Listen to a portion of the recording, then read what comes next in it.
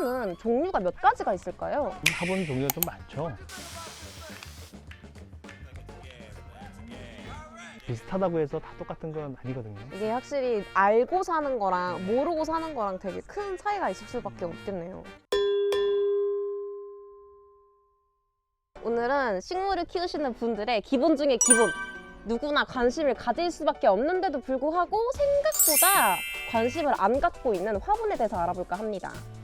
혹시 화분은 종류가 몇 가지가 있을까요? 화분 종류가 좀 많죠. 대체적으로 구분을 하게 되면 토분도 있고 자기분, 플라스틱 분, 그다음에 여기 플라스틱 슬립 분, 그다음에 이제 마블, 그리고 우리 뭐 시멘트 분, 큼직큼직하게 여러 종류가 있어요. 그럼 지금 보편적으로 사용되는 화분은 종류가 몇 가지인 거예요? 이게 저희가 이제 식물을 사면 맨 처음에 접하게 되는 것이 재배분이라고 그러거든요, 우리 농장에서는. 그래서 이런 재배분에 많이 재배를 하는데, 이게 식물을 키우다 보면 한 3개월 정도 키우다 보면 이게 뿌리가 이제 많이 돌면서 서클링 현상이 일어나서 구매를 하게 되면 빨리 분갈이를 해주는 게 제일 좋은 거예요. 이거는 재배용인 거지 집에서 키울 수 있는 용은 아니에요. 이 화분이 이제 플라스틱 화분인데, 이 플라스틱 화분도 이게 재배분이에요. 솔직히 이제 분갈이를 해주잖아요, 농장에서도. 그러면 이제 여기처럼 플라스틱에 이제 저희가 이제 분갈이를 해요. 이 플라스틱도 재배분이 있고 지금처럼 조금 디자인이 좀 좋은 이런 화분이 있어요. 이 플라스틱은 일단은 모양이 다양하고 색상도 다양하고. 맞아요.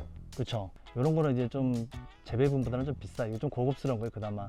그다음에 여기가처럼 이제 좀 고급스러운 우리 슬립분, 이런 거는 이제 조금 단가가 뭐 이것도 저렴하지만 이거보다 좀 단가가 있고 고급스럽고 장점이 좀 많아요. 이게 아래쪽에 보면 배수도 이렇게 잘 되게끔 옆으로 이렇게 따져 있고, 측면도 보면 이렇게 옆으로 이렇게 통기성이 좋게끔 공기층이 많이 들어갈 수 있게끔 이렇게, 그냥 우리가 분갈이를 하지 않아도 뿌리 활착도 좋고, 일반 플라스틱에서는 서클링 현상, 뿌리 꼬임이 있는데 지금 이런 슬립분 같은 경우는 옆으로 이제 뿌리가 내려오면서 뿌리 번식도 좋고, 그러면서 이게 아무래도 재배 환경이 더 빨리 자란다고 봐야죠. 일반 우리 플라스틱보다 좀 빨리 자라는 그런 효과가 있어서 요즘 많이 쓰죠, 이런 거. 확실히 일반 플라스틱 화분보다는 슬립분에서 키웠을 때 약간 식물이 자연에서 자랄 때랑 비슷한 환경이 조성이 되는 것 같긴 하더라고요. 여기 보면 이제 투명 있죠? 네, 맞아요. 저도 이거 뭐 되게 신기했어요. 이 식물이 어떻게 자라는지 되게 궁금했어요. 뿌리들이 어떻게 내리는지. 우리가 흙 속에 있으니까 모르잖아요, 그렇죠? 할 수도 없고. 흙을 파면 또 이게 몸살을 하니까. 근데 이거는 우리 아이들도 좋아할 것 같아요. 뿌리가 내리면서 관찰할 수 있고, 어떻게 모양이 내려가고, 며칠이 지나면 뿌리가 얼마만큼 내려가고, 그래서 이 식물의 습성을 알 수 있잖아요, 우리가. 그런 면에서 아주 잘 만들어진 화분 같아요. 이 단점은, 우리가 이제 식물은 원래 뿌리가 햇빛을 보면 안 돼요. 이게 햇빛을 보게 되면 이게 물이 안에 있기 때문에 곰팡이가 좀 끼고 그죠. 이끼들이 낄 수밖에 없어요. 그래서 햇빛이 잘 안 보이는 그 실내 안에서 키우는 게 가장 좋아요. 그리고 이제 토분 같은 경우는 우리가 지금 제일 많이 쓰잖아요. 지금 네, 맞아요. 우리가 자연적인 것 같으면서도 좀 투박하고 좀 그래요. 우리가 과습을 많이 하잖아요. 막 과습 때문에 이제 고민하시는 분들. 그쵸? 특히 네. 그런 분들이 이런 데 심으면 아마 이제 과습에 좀 덜 걸리고, 물을 싫어하는 식물들, 조금 이제 빨리 마르는 식물들을 이렇게 심어주면 성장에 도움이 좀 되죠. 토분은 숨을 쉰다고 그랬잖아요. 숨을 쉬는 걸 우리가 확인을 해봐야 될 거 아니에요, 그러면.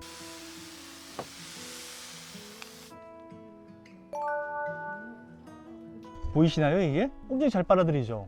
이게 화분에 이게 공기층이 많은 거예요. 그래서 이제 물을 쭉 빨아들이기 때문에 배수가 너무 잘 되는 거예요. 우리 토분에 심어야 되는 물건들은 지중해 식물들, 지중해권에 있는 식물들 보면 그 지중해꽃 제라늄, 그다음에 이제 뭐 올리브나무, 선인장, 이런 종류들은 좀 물을 좀 많이 안 좋아하기 때문에 이런 토분에 심으면 물을 많이 안 주니까 가습에 걸릴 일도 없고 자연미도 있고 그렇죠.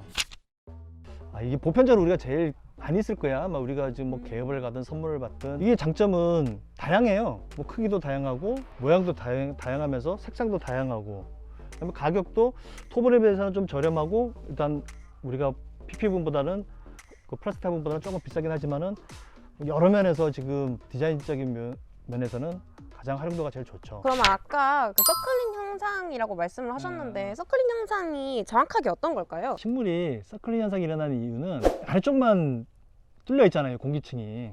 그러니까 뿌리가 어떻게 아래로 자꾸 내려가는 습성이 있는 거예요. 그러다 보면 아래쪽에서 다 모이다 보니까 자기네끼리 엉켜서 뱅글뱅글 돌면서 모이게 된 거예요. 근데 우리가 슬립분을 보면 밑에 뚫렸죠. 옆에도 뚫렸죠. 그러니까 공기가 다양하게 들어가니까 뿌리들이 직진만 하고 있지. 그리고 뿌리도 계속 내리고 있죠. 잔뿌리들이. 그래서 성장 속도가 훨씬 빠르죠, 이게. 그러면 일반 플라스틱 화분을 슬립분처럼 집에서 만들 수 있는 방법도 있을까요? 만들 수는 있죠. 우리가 지금 뭐 이런 분도 옆에서 이렇게 잘라서 모양 만들고 그다음에 우리가 뭐 커피 마시고 난 커피에 보면 플라스틱 플라스틱 컵. 컵을 뭐 옆에서 이렇게 할 수는 있지만은 근데 지금 슬리프는 3D식으로 그렇죠. 전문가가 높이 이렇게 나와 있으니까 이렇게 흙이 그냥 새어나지 않아요. 이게 옆으로 있기 때문에. 아, 그쵸. 근데 우리가 지금 옆에서 이렇게 잘라 놓으면 아. 흙이 좀 쏟아지고 지저분해지고 그렇게 되죠. 그런 것을 보완해서 이렇게 슬립분이 장점이 있는 거죠. 약간 정말 필요하면 만들 수는 있지만 그래도 전문적으로 그 구성돼 있는 것만은 못하다. 그리고 요즘 보면 이 슬립분이 또 비슷한 슬립분들도 좀 많아요. 맞아요. 어쩌다 보니까 이게 비슷한데 재질이 좀 틀려 보이는 것들이 있어요. 가격도 되게 천차만별이더라고요. 가격도 좀 싸요. 그런 게 네. 이제 카피를 한 것 같아요. 제가 봤을 때는. 근데 저는 그래요. 이왕에 쓰는 거 그쵸. 정확하게 알고 정확한 제품을 쓰는 게 나중에 뭐 이런 거는 그래도 뭐 친환경적이거나 뭐 하여튼 그런 거에 준해서 만들어졌을 텐데 너무 싼 거는 또 뭐 인체 나쁠 수도 있고 얇다 보니까 그런 좀 저렴한 슬립분이 햇빛을 오래 보면은 녹더라고요. 이게 오랫동안 그 만들어온 사람들의 그 노하우가 있잖아요. 그쵸. 이제 그게 좀 살아나는 거지 비슷하다고 해서 다 똑같은 건 아니거든요. 이게 확실히 알고 사는 거랑 모르고 사는 거랑 되게 큰 차이가 있을 수밖에 없겠네요. 그럼 토분도 플라스틱이 그 종류가 나뉘는 것처럼 토분 화분도 종류가 여러 개로 나뉘나요? 토분은 이제 두 가지로 나눠져요. 저하도, 고하도로 나눠지는데 저하도 토분은 말 그대로 이제 낮은 온도에서 구워진 거고 고하도 토분은 이제 높은 온도에서 구워진 건데 그 우리나라에서는 뭐 저하도, 고하도 구분 없이 뭐 실내에서 이제 많이들 사용들 하시더라고요. 근데 제가 이제 유럽을 가보니까 이게 저하도는 이제 솔직히 이제 가드닝 해갖고 바깥에서 실외 조경에 이제 사용하는 화분이고 이제 고하도는 이제 실내에서 사용하는 이게 화분이에요. 근데 우리나라에서는 이제 그냥 토분해서 다 같이 이제 실내에서 사용을 하더라고요. 이 저하도에서 구운 화분은 우리나라에서는 겨울이 있어서 바깥에 냅두면 이 안에 공기층에 이제 구멍이 많아서 물을 주게 되면 이게 터지는 경우가 있어요. 그리고 이게 저하도에서 구운 거는 지금 여기도 보면 좀 허옇게 백화 현상 좀 있고 그런데 이런 곰팡이도 좀 키고 좀 이렇게 지저분해요 이게 저하도에서 구운 거는. 그래서 고하도에서 구운 거는 이런 부분이 없는데 저하도에서는 이런 부분이 좀 있어서 그 유럽에서는 이제 바깥에서 실내 가드닝용으로 많이 쓰죠. 우리가 고하도에서 했어도 백화 현상이 안 끼진 않아요. 그래서 우리가 이게 화분을 살 때 고하도도 이 사장님한테 잘 물어봐야 돼요. 백화 현상이 생겨요? 흙물이 나와야 안 나요? 좀 여쭤봐야 돼요.